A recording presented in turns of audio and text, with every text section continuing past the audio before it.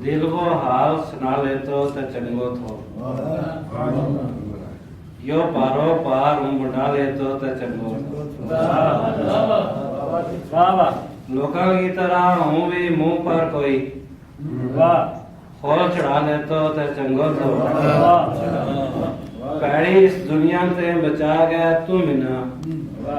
बुकल हेठ छुपा ले तो चंगो थो मेरा पैड़ी इस दुनिया से बचा गया तू मिना बुकल हेठ छुपा ले तो चंगो थो मेरा हाल पर हंसण आया हासले पर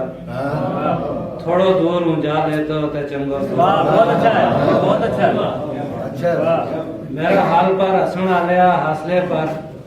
थोड़ो दूर ऊंजा ले तो चंगो थो प्यार की पींग बधानते पहला हनीफ उन्हें ना आजमा ले तो चंगो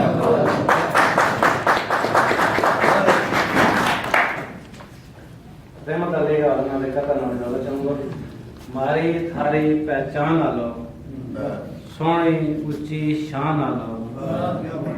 अल्लाह अपनी धरती ना तरसे लफ्ज पाकिस्तान बना